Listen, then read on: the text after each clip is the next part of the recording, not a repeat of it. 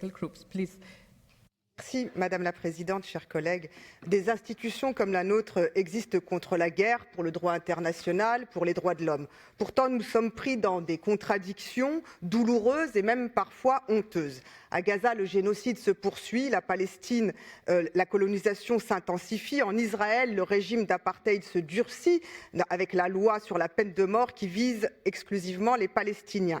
Le secrétaire général, M. Alain Berset, a d'ailleurs dénoncé un grave recul et Madame la Présidente, Petra Baer, estime que cette loi compromet gravement le statut d'observateur d'Israël auprès de notre Assemblée. Nous partageons ces déclarations. Malheureusement, le bureau de notre Assemblée, de la PCE, a refusé le débat d'urgence sur l'exclusion d'Israël du statut d'observateur.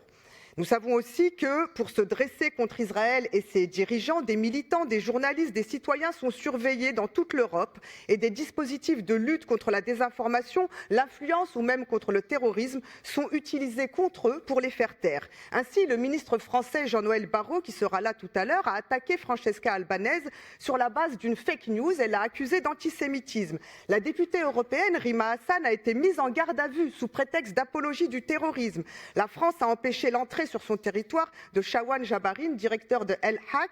Il est ainsi empêché de participer à des rencontres à la PCE. En Allemagne, on dénombre plus de 9000 cas de poursuites judiciaires contre des citoyens en lien avec la Palestine. Nos valeurs et nos principes sont bien faibles dès qu'il s'agit de la Palestine.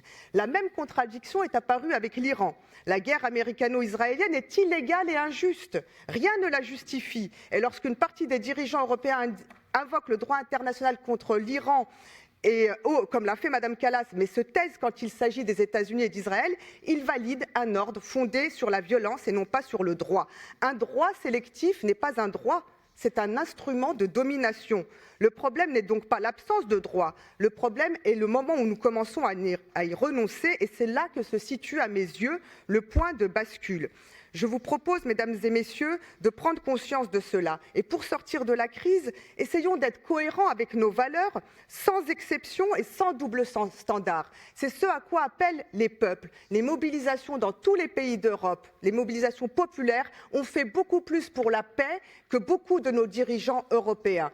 Voilà pourquoi je souhaitais attirer votre attention sur ce point du rapport de notre confrère, parce que je crois essentiel que nous puissions prendre conscience qu'en tant que représentation parlementaire, nous avons le devoir de porter la voix des peuples avant tout, et de porter cette voix qui exige la paix et qui exige la cohérence politique. Ce n'est pas le cas aujourd'hui, je crois, avec ce refus de mettre à l'ordre du jour le débat pour exclure Israël du statut d'observateur de notre Assemblée.